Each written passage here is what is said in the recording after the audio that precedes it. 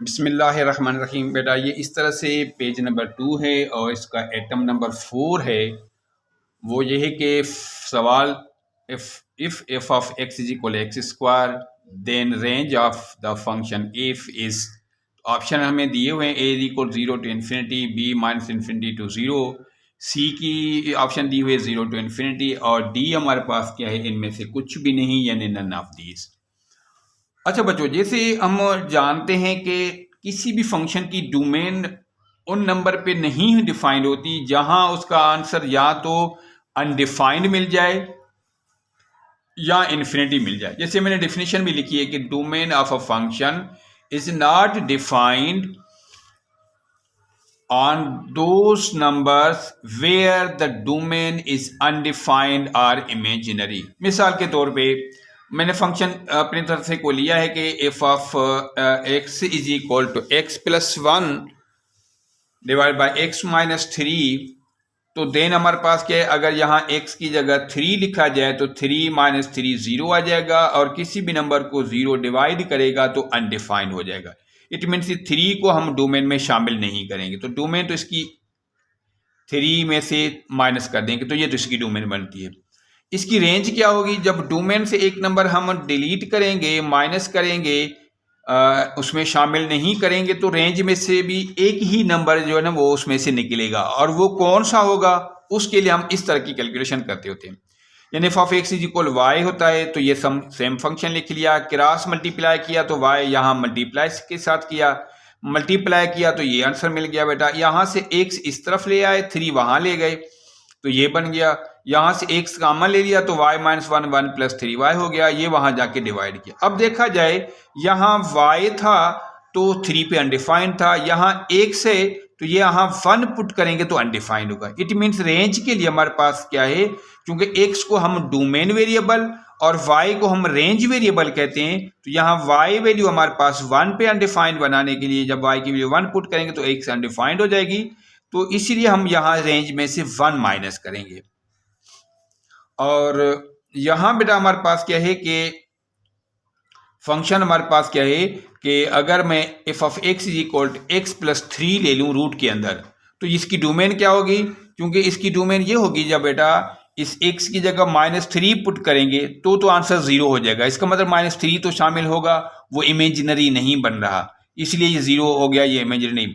But अगर x की जगह -4 पुट किया जाए तो रूट ऑफ -1 होगा जो कि इमेजिनरी हो जाएगा। इट मीन्स -4 से जो इस तरफ तमाम नंबर हैं, अगर मैं यहाँ नंबर लाइन आपके लिए शो कर दूं बेटा, तो ये हमारे पास नंबर लाइन होगी जिसके लिए बेटा हमारे पास ये 0 1 2 -1 -2 -3 और -4 होगा। तो इस तरह के -3 से इस तरह वाले तमाम नंबर हमारे पास डोमेन में शामिल नहीं होंगे, और ये वाले 3 से लेकर बेटा इस तरफ के तमाम नंबर डोमेन में शामिल होंगे। तो दैट इज वाई इसकी हमने डोमेन क्या लिखी बेटा, डोमेन इसकी बननी बेटा कि -3 से लेकर इन्फिनिटी तक इसकी डोमेन बन जाती है। और इसकी रेंज हमारे पास क्या होगी बेटा, जब हम इसकी रेंज फाइंड करेंगे तो जब -3 को पुट करेंगे तो आंसर 0 हो जाएगा, तो 0 से स्टार्ट होगी और इन्फिनिटी तक चली जाएगी। अब इसमें हमें जो सवाल दिया हुआ है बेटा वो तो क्या है, एक्स स्क्वायर है, वो ना रूट फॉर्म में है और ना डिवीजन फॉर्म है। इट मीन्स हमारे पास क्या होगा बेटा, इट मीन्स हमारे पास इसकी डोमेन भी हमारे पास क्या है बेटा, रियल नंबर बनेगी, और इसकी रेंज भी हमारे पास क्या है बेटा, रियल नंबर बनेगी, क्योंकि तमाम रियल नंबर इसकी डोमेन में होंगे और तमाम रियल नंबर इसकी रेंज में होंगे। बट चूंकि यहाँ स्क्वायर लिखा हुआ है, क्योंकि नेगेटिव रियल नंबर को स्क्वायर करेंगे तो वो पॉजिटिव हो जाएंगे, दैट इज वाई इसकी रेंज हमारे पास क्या है 0। अगर ये स्क्वायर ना होता तो फिर तो हम इसकी लिखते कि होल रियल नंबर इसकी रेंज होगी और पूरी रियल नंबर ही इसकी डोमेन बनती। बट डोमेन तो भैया हम पूरी रियल नंबर लिख लेंगे अगर डोमेन पूछता, बट चूंकि रेंज पूछी हुई है दैट इज वाई इसकी रेंज हमारे पास क्या है, 0 टू इन्फिनिटी है, और इसका ऑप्शन नंबर ए ठीक है। तो यहाँ मैंने लिखा है बेटा ऑप्शन इसका ए ठीक होगा, क्योंकि यहाँ फंक्शन हमारे पास न डिवीजन फॉर्म है न रेडिकल यानी अंडर रूट फॉर्म है। जैसे इस सवाल में उसने पूछा है कि f of x is equal 1 और एक्स स्क्वायर -4, देन हमारे पास इसकी डोमेन पूछी हुई, तो हम यहाँ ये देखेंगे कि ये फंक्शन किस वैल्यू पे अनडिफाइंड वैल्यू दे रहा है। या किस वैल्यू पे इमेजिनरी दे रहा है।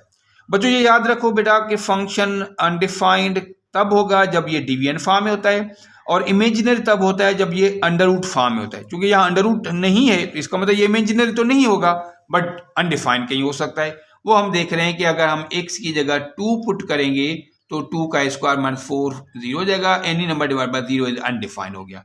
या अगर यहाँ x की जगह -2 पुट करेंगे तो भी ये +4 हो जाएगा, वो 0 हो जाएगा, तो भी अनडिफाइंड होगा। इट मीन्स हमारे पास क्या है, बाकी तमाम नंबर पे अनडिफाइंड नहीं हो रहा, सिर्फ इन 2 नंबर पे हो रहा है। तो पूरी रियल लाइन इसका आंसर होगा मास सिवाय +-2 के, तो रियल नंबर में से हम ये माइनस कर देंगे तो बाकी डोमेन होगी, जो कि इसका ऑप्शन नंबर सी बनता है। In the same way question number जो 6 है इसका बेटा, f of x is equal to cos of x है, then what is the value of ये f dash of sine inverse of 3x।